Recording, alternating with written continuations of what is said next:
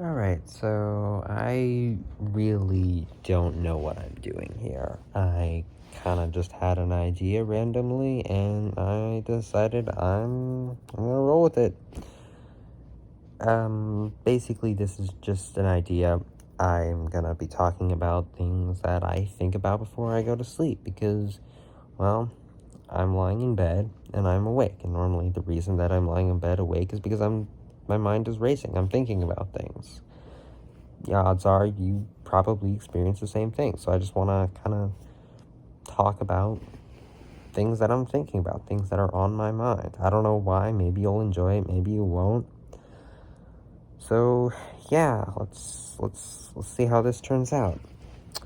So it is currently dark outside. I don't know how well you can see that, but it's like around midnight, and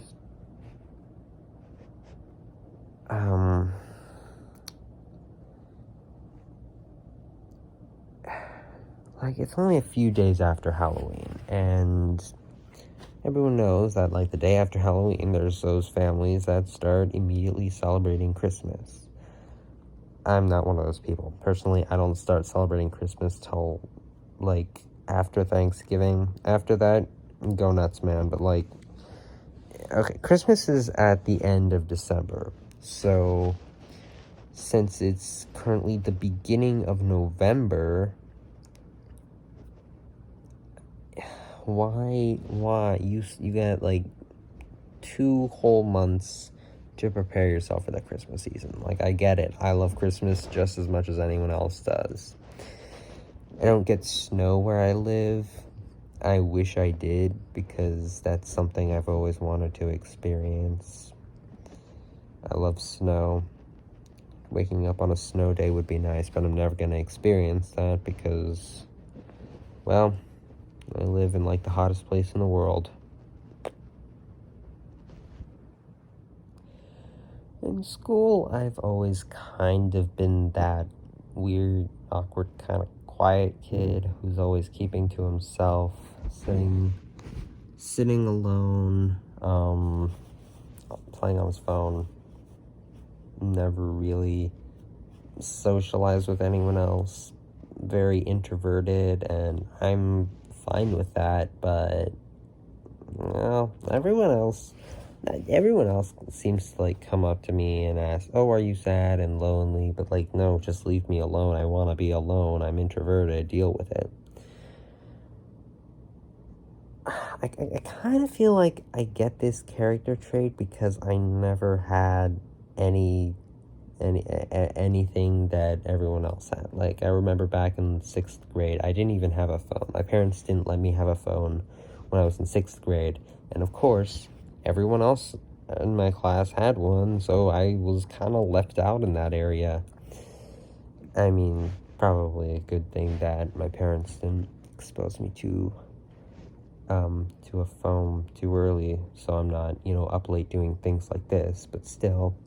And even today, everyone else has their driver's license. I still have my learner's permit because I'm not really the best driver. I failed my driver's test.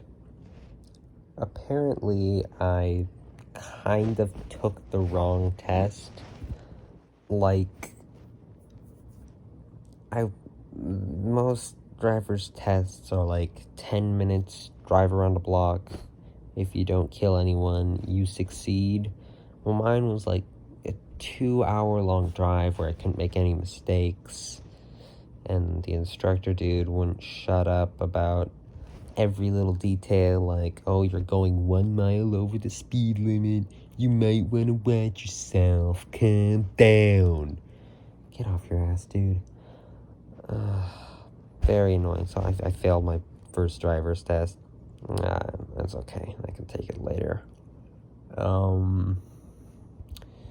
But now I'm the only one in my class without driver's license, and my mom keeps bringing up, "Well, don't you want a driver's license so you can drive wherever you want, have your own freedom?"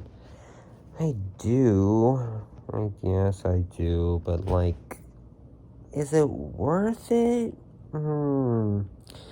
It's kind of a question that gets brought up a lot to me. Like, is this thing worth it? And that's something that I always have to think about because I'm not always sure if it is worth it. Like, a while ago, a few years ago, I got a pet lizard. And I love this little guy. I named him Oliver, and he was adorable.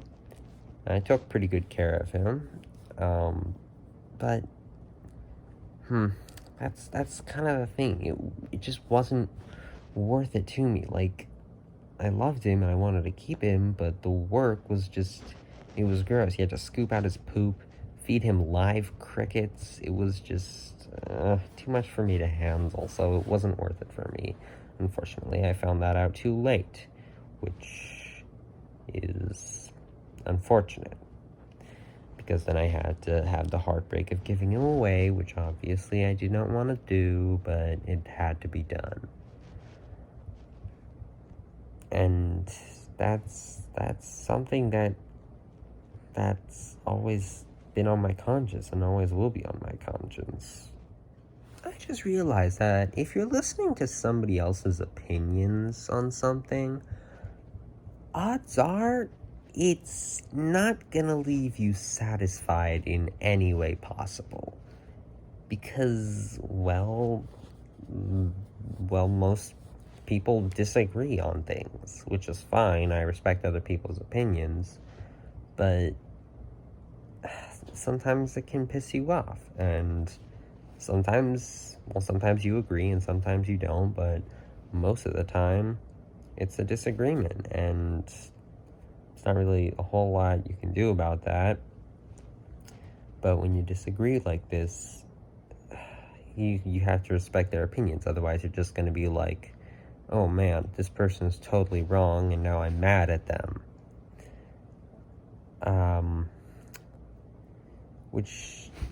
And this is one thing that always keeps me up. I've been addicted to ranking lists, all kinds of ranking lists, like ranking the top 5 best foods, the top 5 best movies,